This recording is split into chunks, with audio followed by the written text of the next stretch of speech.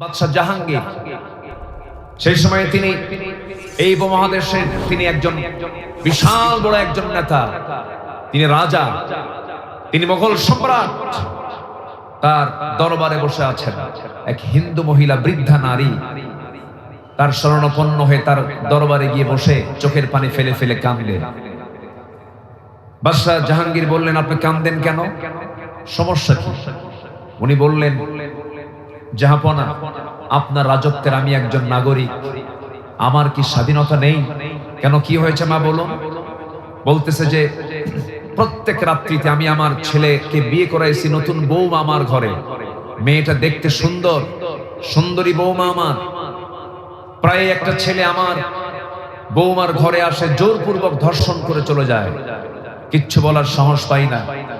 এটার একটা বিচার আপনার কাছে আমি চেয়ে গেলাম, আপনি এটার একটা সমাধান করবেন।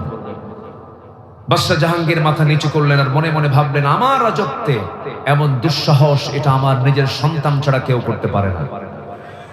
উনি বিশাল টেনশনে পড়লেন, বিচার তো করতেই হবে, আল্লাহওয়ালা তো। বাদশাহ জাহাঙ্গীর আল্লাহওয়ালা ছিলেন। বললেন, বুড়িমা আপনি চলে যান, এটার ব্যাপারে আমি দেখছি, শুধু বলে যান যে কোন সময়টা আসে, টাইমিংটা কখন আমাকে বলবেন। বলে গেল। সেই টাইমে বাদশাহ জাহাঙ্গীর নিজেই তরবারি হাতে নিয়ে হাজির বাড়ির সামনে। সন্ধ্যা, সূর্য হেলে গেছে, অন্ধকার ছেয়ে গেছে। বাদশাহ জাহাঙ্গীর বুড়িমাকে শুধু ইঙ্গিত করলেন, আমি ঘরের মধ্যে যখন ঢুকবো তখন ঘরের লাইটটা আপনি বন্ধ করে দিবেন। ঘরের লাইটটা বন্ধ করে দেওয়া হলো।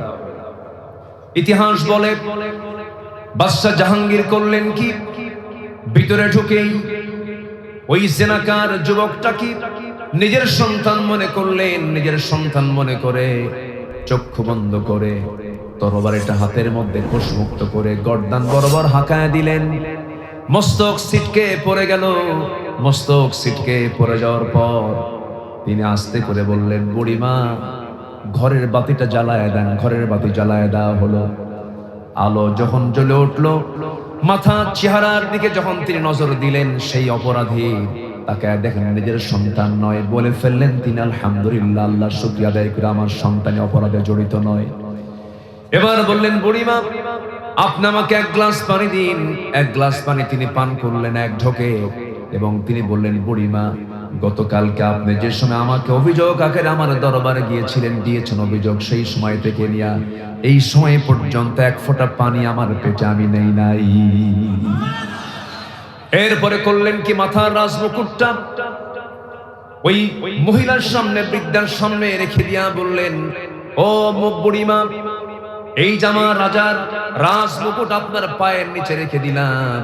আল্লাহর কসম করে বলি, একজন নারীর ইজ্জতের দাম এই রাজত্বে এই রাজার মুকুটের চাইতেও হাজার হাজার গুণে বেশি। আল্লাহু আকবার বলেন। এই সাবকন্টিনেন্ট শাসন করেছেন এবং এমন কিছু শাসকও ছিলেন তারা। আমরা এমন কিছু পরিবেশ আমরা দেখতে চাই, জোরে বলি ইনশাআল্লাহ। সাইয়েদনা ইউসুফ আলাইহিস সালামকে শ্রেষ্ঠ রূপ আল্লাহ পাক তাকে দান করেছিলেন। এটা ছিল তার জন্য বিশাল বড় একটা পরীক্ষা। সেই বিশাল পরীক্ষায় সাইয়েদনা ইউসুফ আলাইহিস সালাম ফেল করেছেন না পাস করেছেন? আসতে বলেন, ফেল করেছেন না পাস করেছেন? পাস করেছেন। সবার ইতিহাস কম বেশি জানা আছে।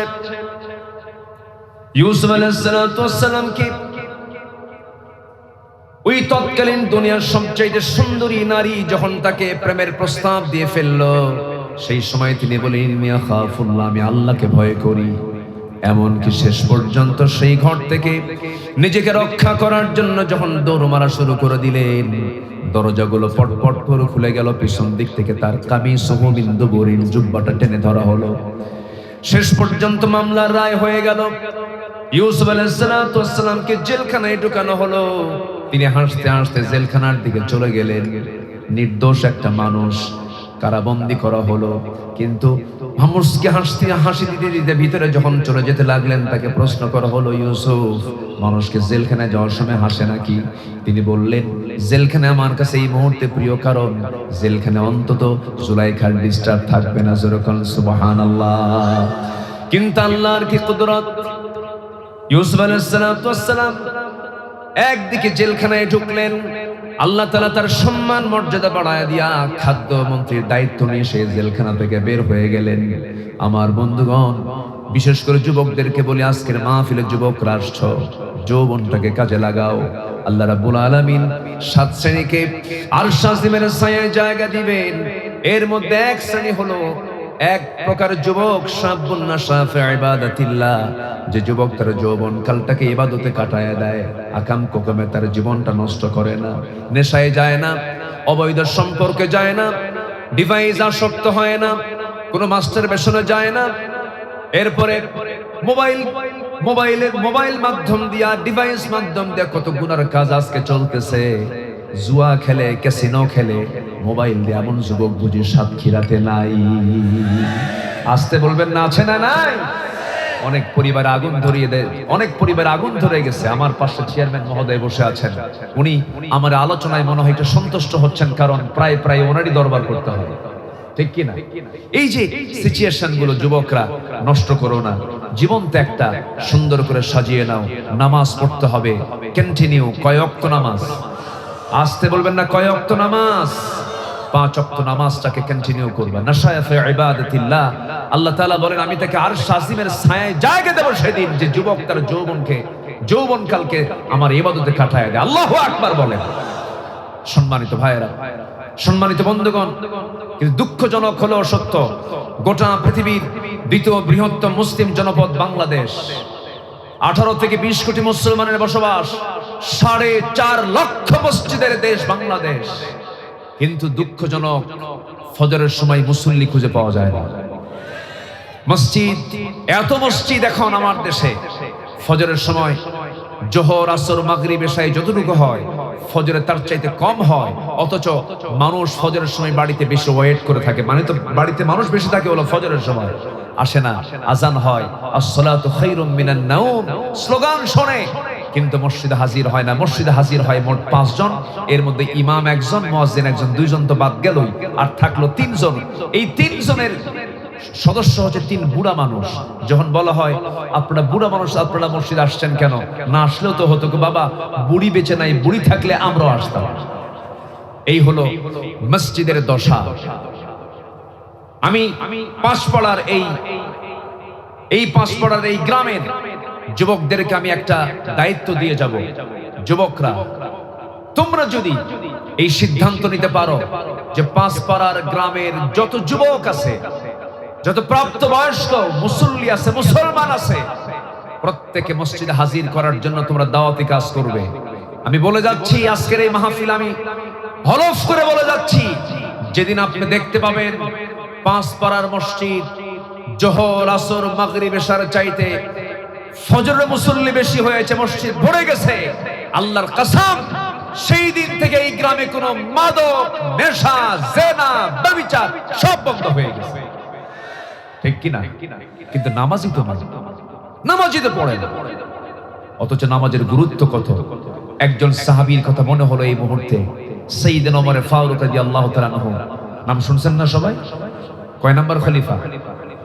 বলেন, কয় নাম্বার খলিফা? 2 নাম্বার খলিফা সাইয়েদনা ওমর ফারুক রাদিয়াল্লাহু তাআলা আনহু। নামাজের গুরুত্বটাকে একটু বুঝানোর জন্য আমি এই দিকে গেলাম। ওমর ফারুক রাদিয়াল্লাহু তাআলা আনহু সারা জীবন তিনি দোয়া করেছেন, আল্লাহুম্মা রযুকনি শাহাদাতান ফি সাবিলিক ওয়াজআল মাউতি ফি বালাদি রাসূলিক। আয় আল্লাহ তাআলা, তুমি আমাকে নবীর শহরে মৃত্যু দাও, আমাকে শহীদি মৃত্যু দান করো। এই দোয়াটা তিনি প্রায় করতেন। এই তো 1500 বছর আগের কথা বলছি। অর্ধ দুনিয়ার শাসনকর্তা তিনি ছিলেন, 40টা রাষ্ট্রের তিনি রাষ্ট্রপ্রধান ছিলেন। রোম, পারস্য, তার নাম শুনে থরথর করে কাঁপত। ওমর ফারুকের নাম কে না জানে? কেজরিওয়াল পর্যন্ত, ভারতের শ্রী মহাত্মা গান্ধী পর্যন্ত বলেছেন, বর্তমান দুনিয়ার সমস্ত অশান্তি দূর করার জন্য মুসলমানদের শাসক ওমরের মতো একটা শাসক দারুণ দরকার। সেই ওমর ফারুক রাদিয়াল্লাহু আনহু নামাজের কি গুরুত্ব ছিল দেখেন। তিনি দুনিয়া থেকে বিদায় নেবেন, এই দোয়া প্রায় করতেন। কোন এক ফজরের নামাজ পড়ার জন্য তিনি বাড়ি থেকে বের হলেন, মসজিদের দিকে রওনা দিয়েছেন। শাসকরা নামাজ পড়বেন, আবার পড়াবেন। যে শাসকের মধ্যে নামাজ পড়ানোর যোগ্যতা থাকবে সে হচ্ছে একজন অবশ্যই যোগ্যতা সম্পন্ন শাসক। কারণ মুসলমানদের শাসক হওয়ার জন্য সবচেয়ে বড় যোগ্যতা হলো তিনি নামাজের ইমামতের যোগ্যতাও রাখবেন। আস্তে কন কেন? আমার নবীজি শাসক ছিলেন, আবার তিনি রাষ্ট্রনায়ক ছিলেন। ওমর ফারুক সেই ধারাবাহিকতায় ফজর নামাজ পড়ানোর জন্য মসজিদের দিকে রওনা দিলেন। সর্বশেষ নামাজ সেদিন তার নামাজ পড়ার জন্য চলে গেছেন, মুসাল্লায় দাঁড়ায় গেছেন। প্রথম রাকাত সুন্দর করে নামাজ পড়েছেন, দ্বিতীয় রাকাতে রুকুতে যখন চলে গেলেন, রুকুতে যাওয়ার সঙ্গে সঙ্গে এতটাই এক জালিম এসে তার ডান দিকে পেটের ভিতরে বিষাক্ত চাকু ঢোকায় দিল। নামাজ আর পড়তে পারলেন না, সেভ করার জন্য তিনি নামাজ ছেড়ে দিলেন। নামাজ ছেড়ে দেওয়ার সঙ্গে সঙ্গে আবার উপর জেপুরে আবার হামলা হলো। তল পেটে বিষাক্ত চাকু দুইবার ঢুকায় দেওয়া হলো। পেট থেকে ভুঁড়িগুলো বের হয়ে গেল কিছু অংশ। ওই ওমর ফারুক রাদিয়াল্লাহু আনহু সেন্সলেস হয়ে জমিনে পড়ে গেলেন। মাথা উঁচু করে আর দাঁড়াতে পারলেন না, সেন্সলেস হয়ে পড়ে আছেন। কয়েক ঘন্টা চলে গেল। সমস্ত মুসল্লিরা জালিমকে ধরে ফেললো, পাকড়াও করে ফেলার পর তিনি সেন্সলেস হয়ে পড়ে আছেন। সকালবেলা হয়ে গেছে, ফজর নামাজ তো তার পরিপূর্ণ হয় নাই। সকালবেলা যখন তার চক্ষুটা তিনি খুলে ফেললেন, সেন্সটা ফিরে পেয়েছেন, কোনোভাবে রক্ত ঝরছে শরীর থেকে। সামনের দিকে তাকায় দেখেন তার সন্তান আব্দুল্লাহ ডুকরে ডুকরে কান্দে। ওমর ফারুক বলেন, আমার কলেজার টুকরা আব্দুল্লাহ, তুমি কাঁদো কেন? তুমি কেন কান্নাকাটি করছো? তোমার বাবা মনের সারা জীবনের দোয়া ছিল আমি যেন শহীদে মন যেন পাই, শহীদে মন যেন আল্লাহ পাক আমাকে দিয়ে দেন। আমি বড় ভাগ্যবান।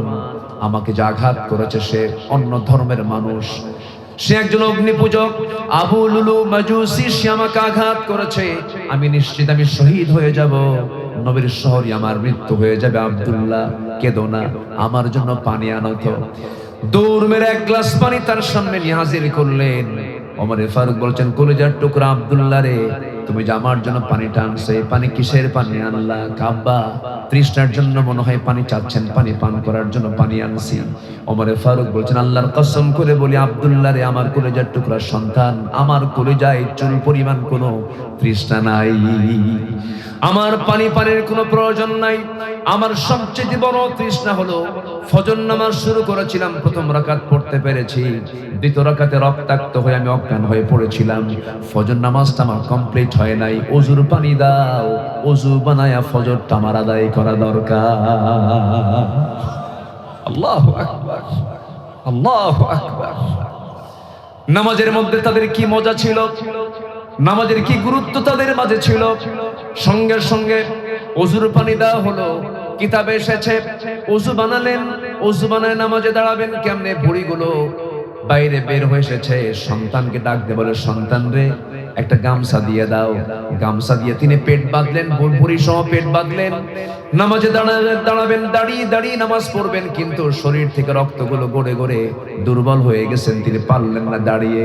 বসে পড়বেন, বসেও পারলেন না। শুয়ে শুয়ে ইশারা করে সর্বশেষ নামাজ তিনি আদায় করলেন।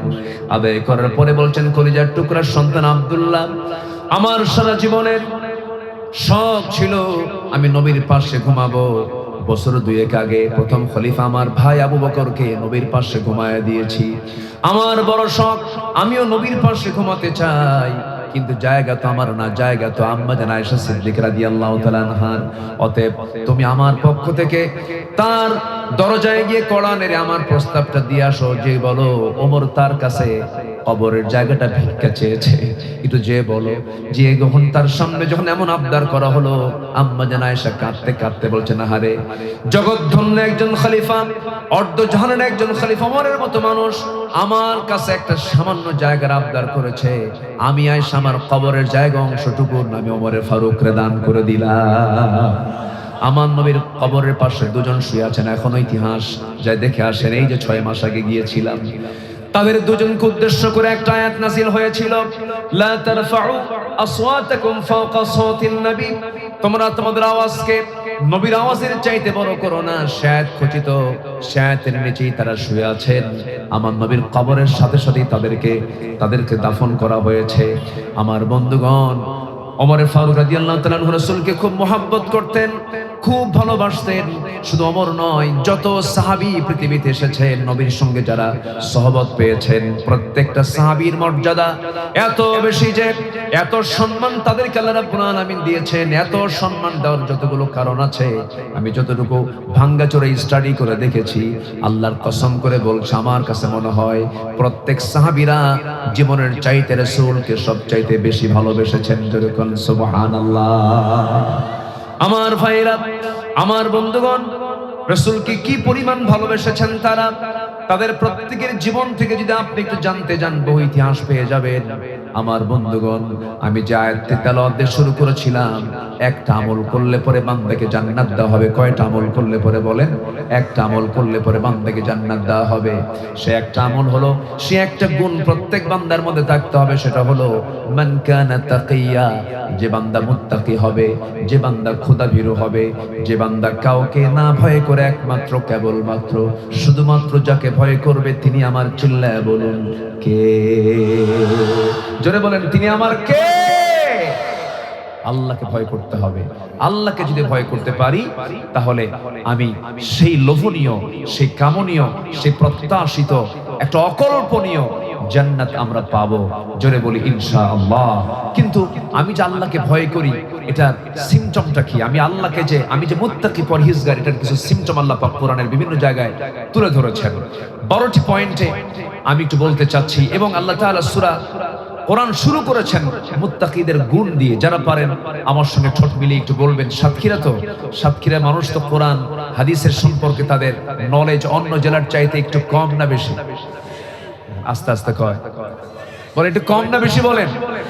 বেশি। মাশাআল্লাহ, অনেক বেশি, অনেক জেলার চাইতে ভালো। না, নোয়াখালী তো আছে, নোয়াখালী তো ফার্স্ট। নোয়াখালীতে তো আলেমের ডিপো, এটা ঠিক আছে। নোয়াখালীতে ভালো লোকও আছে, আবার দুই একটা আবু জেহেলও আছে। দুই একটা আবু জেহেল আছে। কারণ মুহাম্মদ সাল্লাল্লাহু আলাইহি ওয়াসাল্লাম যেখানে, আবু জেহেল সেখানে। তবে ইলমের দিক থেকে নোয়াখালী, এটা সত্য, আমার হাবিব ভাইয়ের গবেষণা, এটা ঠিক আছে। তবে দ্বীনের আমলের দিক থেকে, দ্বীনের কালচারের দিক থেকে সাতক্ষীরা কিন্তু পিছিয়ে নয়। বলি আলহামদুলিল্লাহ, জোরে বলি আলহামদুলিল্লাহ। সম্মানিত ভাইয়েরা, তাহলে মুত্তাকি, আমি যে মুত্তাকি আমি বুঝবো কেমনে?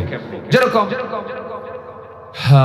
সিমটমটা, ধরেন আপনি একটা ঘরের মধ্যে ঢুকেছেন, কিন্তু ঘরের মধ্যে ঢুকে দেখলেন এখানে গোবর, এখানে গোবর, এখানে গোবর, এখানে গোবর। আপনি ভাববেন কি এটা কি মানুষের ঘর না গরুর ঘর? বলেন বলেন, কিসের ঘর?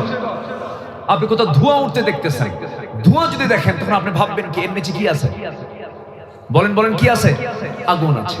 তো আমি যে মুমিন, আমি যে মুত্তাকি, আমি যে খোদাভীরু, আমি যে আল্লাহওয়ালা, এর কিছু সিমটম আমার আপনার মধ্যে থাকতে হবে। সেই সিমটম গুলো কি কি থাকা দরকার? আল্লাহ তাআলা কোরআনে কারীমের বিভিন্ন পাতায় পাতায় বিভিন্ন ভাবে বলেছেন। এর মধ্যে এক নাম্বার হলো অদৃশ্যে আমরা আল্লাহকে ভয় করব। আমরা আল্লাহকে ভয় করি দেখে না না দেখে? আসতে বলবেন না, দেখে না না দেখে? না দেখে। পৃথিবীতে সব দেখি আমরা বিশ্বাস করি অথবা ভয় করি, যেটাই করি। কিন্তু আমার আল্লাহ, আমার রব, আমি তাকে ভয় করি হলো দেখে না না দেখে? বলেন, দেখে না না দেখে? অনেকে বলে যা দেখি না বিশ্বাস করি না, আনসিন ইজ নাথিং। এরকম চেতনার লোক আমার দেশে আছে না নাই? এই বিভাগেও আছে। যাদের কনসেপ্ট হচ্ছে আনসিন ইজ নাথিং, যা দেখা যায় না তা বিশ্বাস করা যায় না, ওই নেতৃত্ব আমরা মানতে চাই না। ঠিক কি না? অবশ্যই আল্লাহকে না দেখে বিশ্বাস করতে হবে। কারণ আল্লাহর অনেক সৃষ্টি আছে আমরা দেখতে পাই না। যেরকম বিদ্যুৎ দেখতে পাই না, আমরা বিশ্বাস করি। আমরা ইথানকে দেখতে পাই না, বিশ্বাস করি। আমরা বাতাসকে দেখতে পাই না, বিশ্বাস করি। তাহলে আল্লাহর সৃষ্টি দেখতে পাই না, আমরা আল্লাহকে এই চর্মচক্ষু দিয়ে দুনিয়াতে দেখতে পাবো না, আমরা জান্নাতে দেখতে পাবো। জোরে বলি ইনশাআল্লাহ। আমরা দেখতে পাবো কোথায়? জান্নাতে দেখতে পাবো। সম্মানিত ভাইয়েরা, আল্লাহকে না দেখে ভয় করতে হবে। একজন ইমামের কথা মনে হলো, ইমাম শাফিঈ। ইমাম মোট 4 জন। বলেন তো কয়জন বড় ইমাম? 4 জনের মধ্যে ইমাম শাফিঈ একজন ইমাম। উনি যখন 7 বছরের ছোট্ট শিশু, শিক্ষার্থী, মাদ্রাসায় পড়াশোনা করেন, ওস্তাদ ক্লাসের মধ্যে ঢুকে 2 হাত ভর্তি খোরমা নিয়ে ঢুকলেন। সব ছাত্রের হাতে একটা করে খোরমা দিলেন। খোরমা দিয়ে বললেন, ছাত্ররা শোনো, এই খোরমাগুলো তোমাদের হাতে হাতে দিলাম, আগামীকালকে তোমাদের কাছে এসে খোঁজ নেব খোরমাগুলো কি করেছো। আমি তোমাদেরকে দায়িত্ব দিলাম খোরমাগুলো এমন জায়গায় লুকায় রাখবে যেন কোথাও থেকে সহজে না বের হয়, এমন ভাবে লুকায় রাখবা তোমরা যেন না বের করা যায়। আচ্ছা ওস্তাদ আমরা এই কাজটা করব। সবাইকে দায়িত্ব দিয়ে পরের দিন আবার চলে আসলেন ক্লাস নেওয়ার জন্য। ওস্তাদ বললেন কে কি লুকায় রেখেছে, সবাই হাত তুলেছে, কিন্তু একজন ছোট্ট শিক্ষার্থী হাত তোলে নাই, তার নাম হইল ইমাম শাফি রাহিমাহুল্লাহ। হাত তুললেন না তিনি। এবার বলছেন শাফি তুমি হাত তুললে না কেন, তুমি কি খোরমাটা লুকায় রাখো নাই? ইমাম শাফি বলছেন ওস্তাদ আল্লাহর কসম করে বলি আপনি আমাকে দায়িত্ব দিয়েছেন, আমি আপনাকে অবহেলা করি নাই, কিন্তু আমি খোরমাটা রাখার জন্য লুকায় রাখার জন্য পৃথিবীর এমন কোন জায়গা নাই যে জায়গাটা পাবো যে জায়গায় আমার আল্লাহ দেখেন না, আমার আল্লাহ জানেন না। আমার আল্লাহর কাছে কোনো গোপন নাই, প্রকাশনের সব জায়গায় তিনি দেখেন। অতএব যে আল্লাহর কাছে কোনো কিছু গোপন করে রাখার কোনো সুযোগ নাই, সেই জমিন আমি কোথাও খোরমা রাখার জায়গা পাই নাই। শাফির ওস্তাদ বললেন বুঝতে পেরেছি, আমার এতগুলো ছাত্রের মধ্যে একটা ছাত্রী পেয়েছে আল্লাহওয়ালা, সেটা হচ্ছে আমার শাফি, সে বড় আলেম হবে। আল্লাহু আকবার। তাহলে আমার আল্লাহর কাছে কোনো আড়াল আছে? কোনো আড়াল আছে? আমরা আকাম কুকাম যেটাই যদি করার চিন্তা করি, কিন্তু আমার আল্লাহর কাছে কি আড়াল হওয়ার কোনো সুযোগ আছে? না। আমার আল্লাহকে ভয় করব হলো এমন ভাবে অদৃশ্যে তিনি আমাকে দেখেন, অদৃশ্য থেকে তিনি আমাকে অবজার্ভ করেন, তাহলেই আমি খোদাভীরু হতে পারবো। নাম্বার 2 হচ্ছে হালাল হারামের সূক্ষ্ম সীমারেখা রক্ষা করে চলা। জীবনের সকল জায়গায় কোনটা হালাল কোনটা হারাম এটাকে আমার অবশ্যই বাছ বিচার করে চলতে হবে। একই ব্যক্তি মাহফিল কমিটির সভাপতি, আবার একই ব্যক্তি যাত্রা কমিটির সভাপতি। আসতে বলবেন না, আছে না নাই? একই ব্যক্তি 5 ওয়াক্ত নামাজ পড়ে, আবার উনি সুদের কারবার করে। সুদখোর নামাজি মনে হয় সাতক্ষীরাতে নাই। আপনারা উঠতেছেন কেন? এই যে ভাই অনেক রাত হয়েছে মনে হয়, একটু বসেন, একটু বসেন, আমাকে একটু সময় দেন, আমাকে একটু সময় দেন সম্মানিত ভাইরা। তাহলে সুদখোর নামাজি, বলেন তো এই নামাজের কোন পুরস্কার কি আল্লাহর আদালতে আছে? আসতে বলবেন না, আছে? নাই। আমার বন্ধুগণ হজ করে আসছে, হাজিনা বললে মন খারাপ করে। হাজিনা বললে কি করে? মন খারাপ করে। কিন্তু উনি সুদ খান, ওনার নামের আগে সুদখোর অমক লিখতে সমস্যা কোথায়? কিন্তু উনি জানেন যে সুদ খাওয়া অপরাধ, সুদখোর এটা কোনো গুণ নয়, এরপর তিনি সুদের কারবার করেন। এরকম বহু নামাজি আমার দেশে আছে। সুদের সঙ্গে যার সম্পর্ক থাকবে তার কোন ইবাদত কবুল করবেন না যিনি তিনি আমার কে। কিন্তু সুদের সঙ্গে আমরা যদি ডিরেক্ট, অনেকে সুদ নাও খাই, প্রত্যক্ষ এবং পরোক্ষ ভাবে সুদের সঙ্গে সম্পৃক্ততা সবার আছে না নাই? আসতে বলবেন না, আছে না নাই? আছে। তাহলে সুদ এটা 1000 বছর ওয়াজ করে বন্ধ হবে না। জেনা 1000 বছর বন্ধ করে ওয়াজ বন্ধ, জেনা বন্ধ হবে না, সুদ বন্ধ হবে না। মদের দোকান 1000 বছর ওয়াজ করে বন্ধ হবে না। তাহলে আপনি যদি আমাকে প্রশ্ন করেন হুজুর আপনি ওয়াজ করতে আসছেন সাতক্ষীরা, আপনাকে প্রশ্ন করি, সুদ ওয়াজ করে বন্ধ হবে না, জেনা ওয়াজ করে বন্ধ হবে না, মদ ওয়াজ করে বন্ধ হবে না, তাহলে কি হবে? রাসূল এগুলোকে বন্ধ করেছেন। এগুলোকে বন্ধ করার জন্য নবীজির পন্থা যদি অবলম্বন করতে হয়, কথা একটাই, জমিন আইন প্রতিষ্ঠা করতে হবে একমাত্র আল্লাহ তাআলা। রাজি আছেন কারা কারা? হাত উঁচু করে মুসলমানরা দেখা।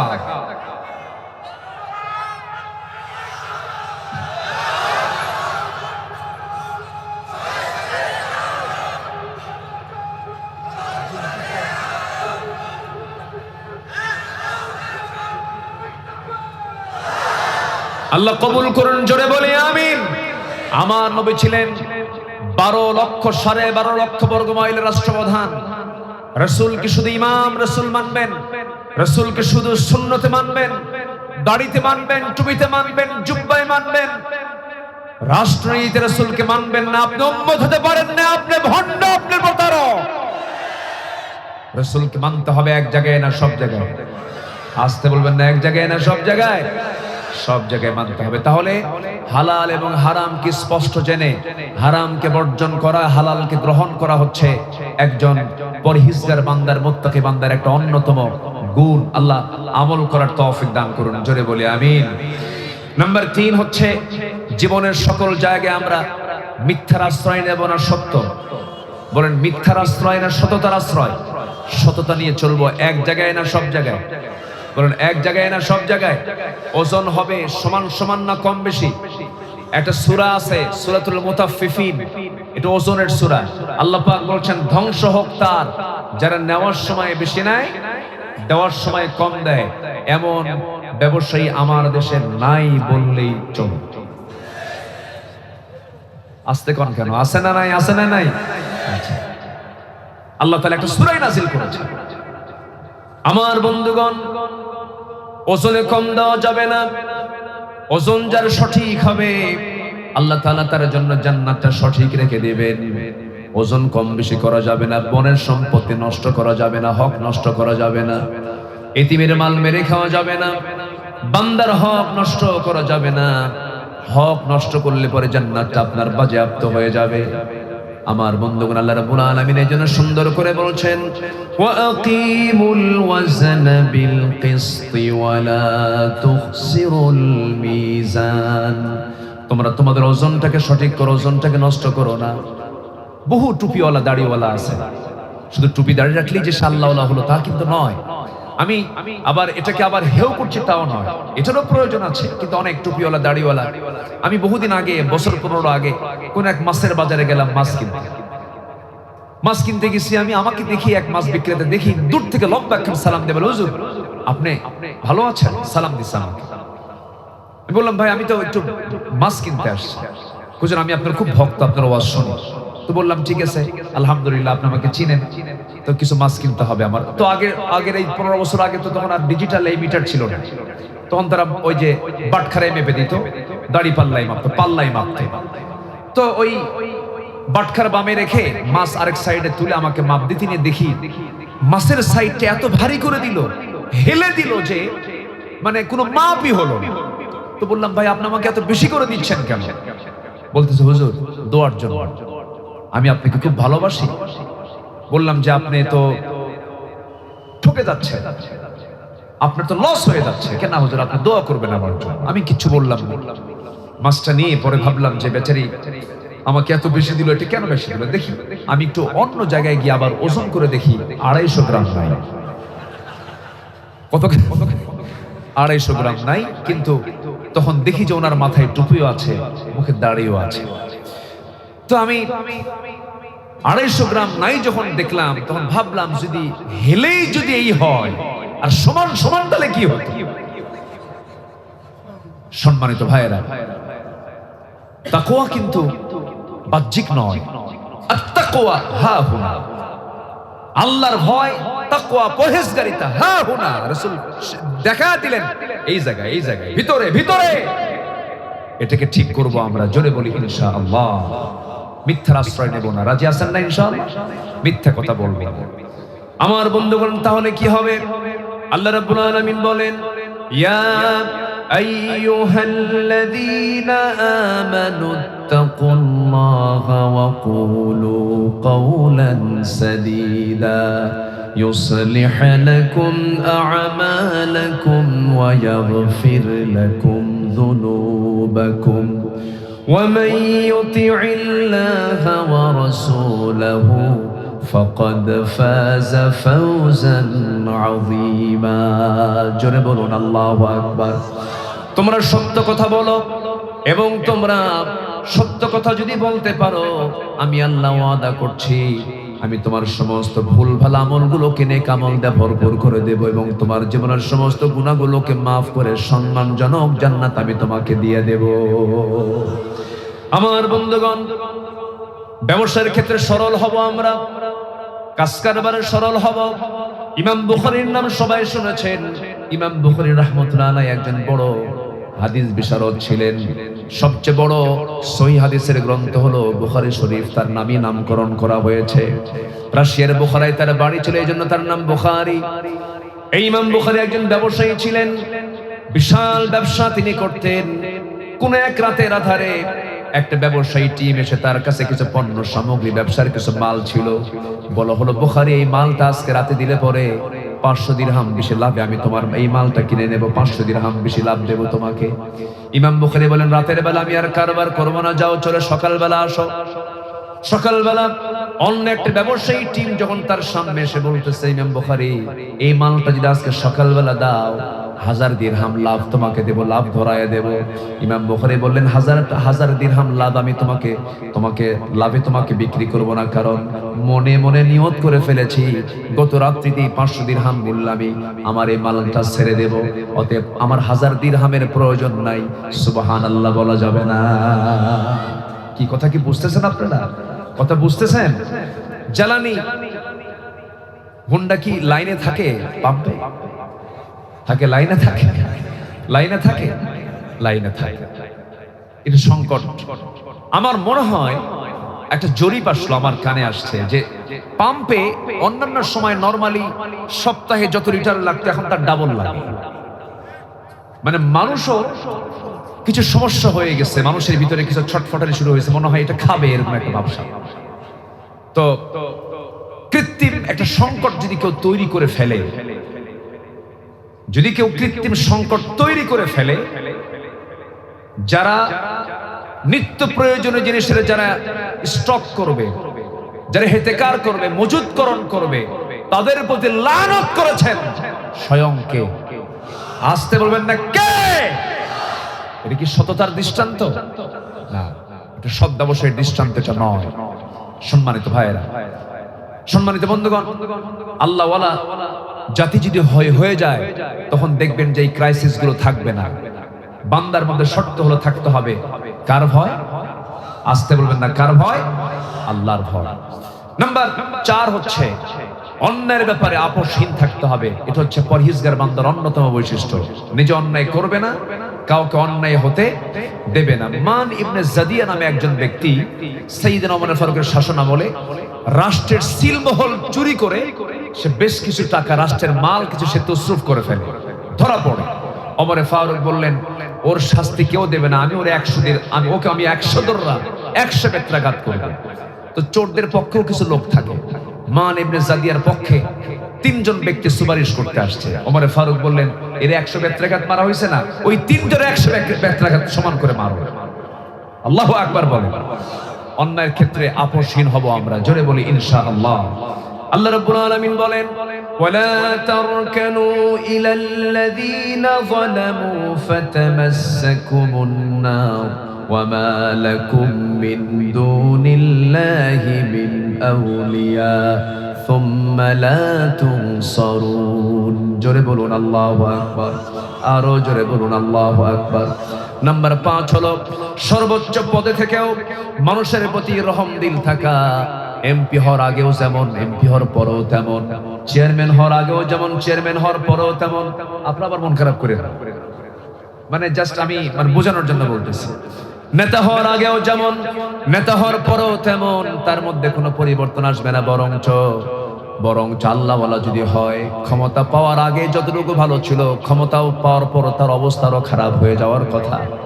যেমন খারাপ হয়ে গিয়েছিল ওমর ফারুক রাদিয়াল্লাহু আনহুর ভিতরে।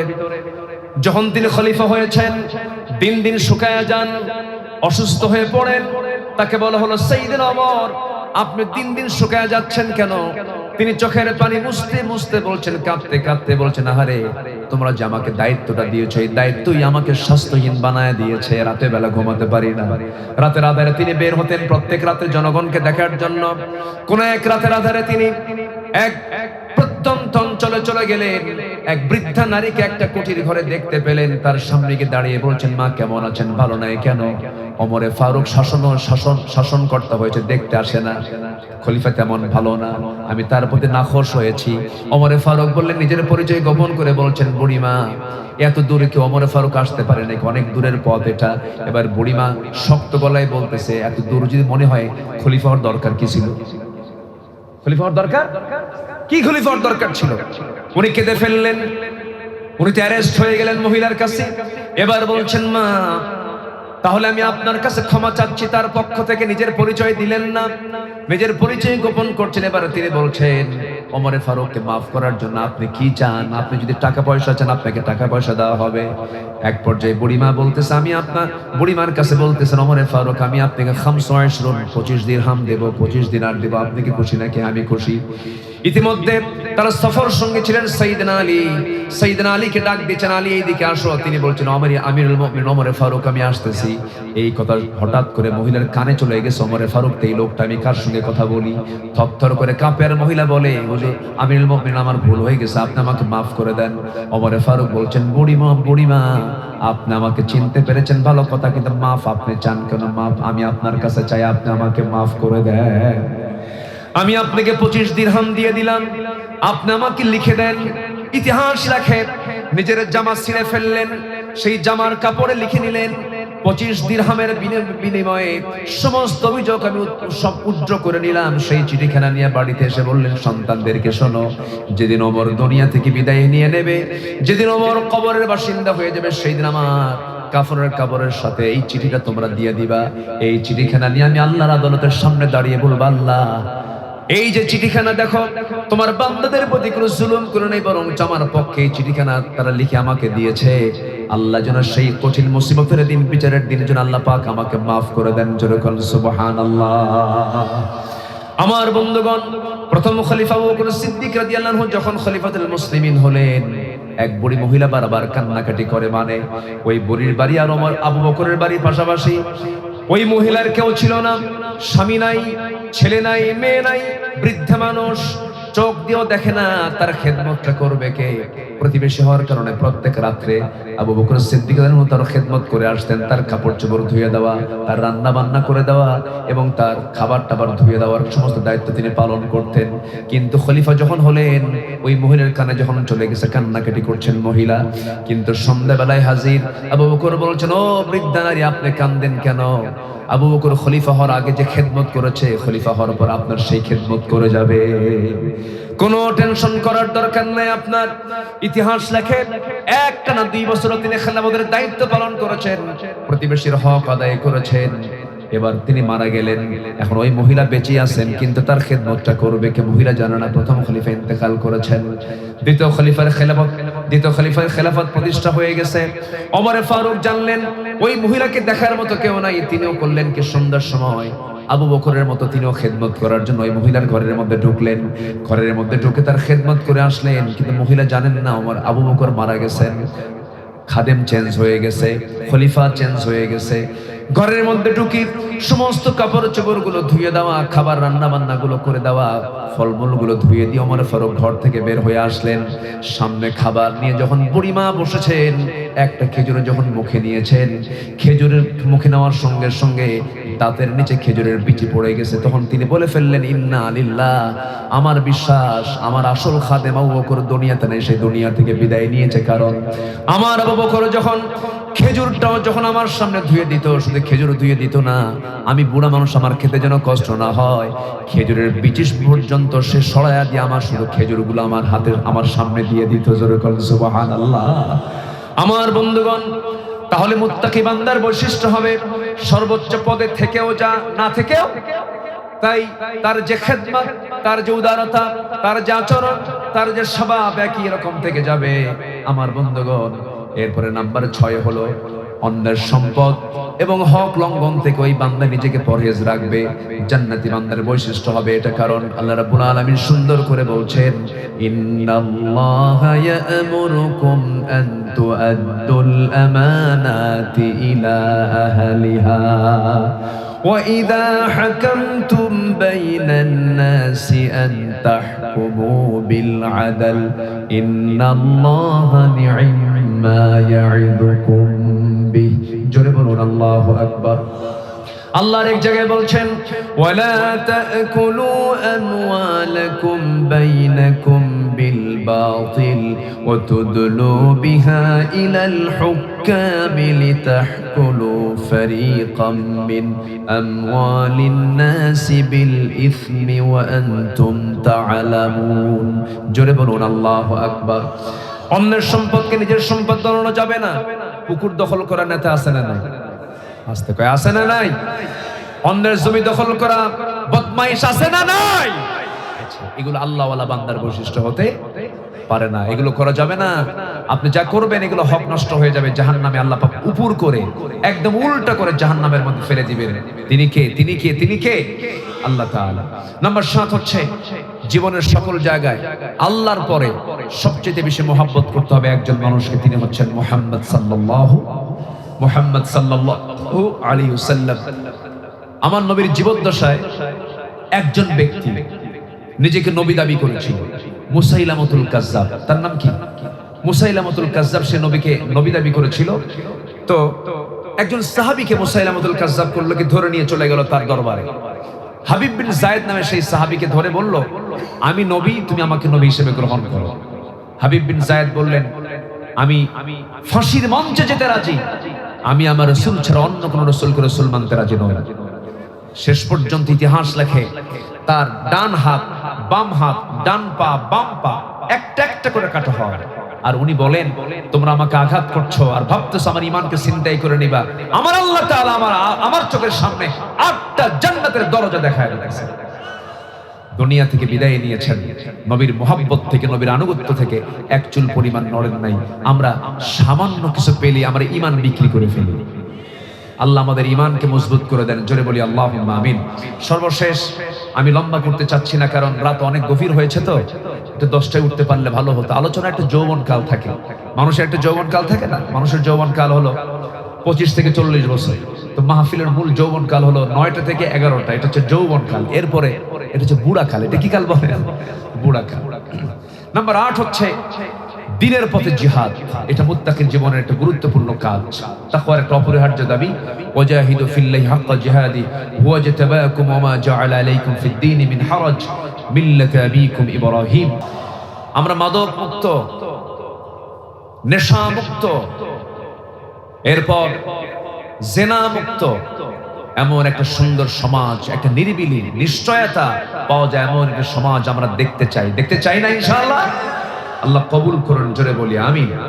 আরো জোরে বলি আমিন। তাহলেই তো আমরা জান্নাত পেতে পারি। কারো হক নষ্ট করে কি জান্নাত পাওয়া যাবে ভাই? জান্নাত পেতে হলে একটা আমল লাগবে, একটা গুণ লাগবে। আমি যেখান থেকে আমি আলোচনা করতে চাচ্ছি সে আয়াতের দিকে আমি যাচ্ছি আস্তে আস্তে, যেখান থেকে আমি তেলাওয়াত দিয়ে শুরু করেছি।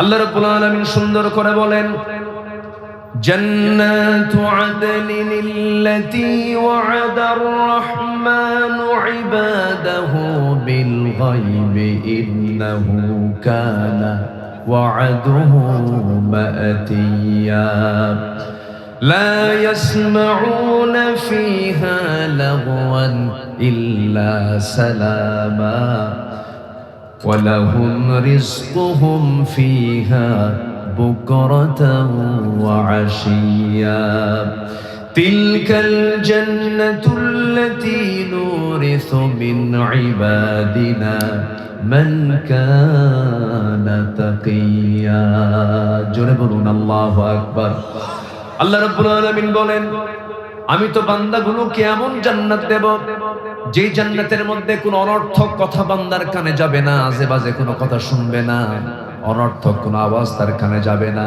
আজে বাজে কোনো শব্দ তার কানে যাবে না। এমন জান্নাত তাকে দেওয়া হবে, সকাল বিকাল তার জন্য রিজিক বরাদ্দ থাকবে, মন যা চাবে তাই সে জান্নাতের মধ্যে পেয়ে যাবে। যেরকম সুবহানাল্লাহ। ওয়ালাকুম ফিহা মা তাশতাহি আনফুসুকুম, তোমার মন যা চাবে তুমি তাই পাবে। দুনিয়াতে মানুষ বুড়ো হয়ে যায়, জান্নাতে কি বুড়ো হওয়ার কোনো সুযোগ আছে? আজ থেকে বুড়ো হওয়ার কোনো সুযোগ আছে? জান্নাতে বুড়ো হওয়ার কোনো সুযোগ নাই। জান্নাতে চির যৌবন নিয়ে জান্নাতের অবস্থান করবে চিরকাল। সেখানে আল্লাহ পাক জান্নাতের হুরদের সাথে জান্নাতীদের বিয়ে পড়ায় দিবেন। কি পড়ায় দিবেন বলেন? তাহলে বিয়ে বহির্ভূত কোনো সম্পর্ক কখনো বৈধ হতে পারে না। কিন্তু আজকের সমাজে আমি যদি একটা প্রশ্ন করি, বলুন তো বিয়ে সহজ না জেনা সহজ? বলেন বলেন। জেনাকেই উৎসাহ দেওয়া হয়, জেনাই যেন একটা সহজ রূপ নিয়েছে, এমনটা আমরা দৃশ্য আমরা দেখতে চাই না। আমরা জেনাকে কঠিন দেখতে চাই, বিয়েকে সহজ দেখতে চাই। কি ঠিক কিনা? ঠিক কিনা? যুবকরা আকাম কুকামে কখনো যাবা না, জান্নাতে যেতে হলে জেনা মুক্ত যৌবন তোমাকে ধরে রাখতে হবে। এর জন্য আল্লাহ পাক এই সূরার ভিতরে, এই কোরআনের ভিতরে একটা টোটাল সূরাই নাযিল করেছেন যুবকদের জন্য, সূরা ইউসুফ। সূরা কি? ইউসুফ। চরিত্র গড়তে চাও? সূরা ইউসুফ পড়ো। কোন সূরা? কোন সূরা পড়ো? সূরা ইউসুফটা তুমি সুন্দর করে পড়ো। ওয়াসাম্মাকুমুল মুসলিমিন। এই 8টা গুণে গুণান্বিত হয়ে আমরা আমাদের ঈমানকে তরুতাজা করে আল্লাহর সামনে প্রস্তুত হওয়ার মানসিকতা আমরা তৈরি করি, আহ্বান জানি। আমি আমার কথা না বাড়িয়ে আমি এখানে শেষ করতে চাই।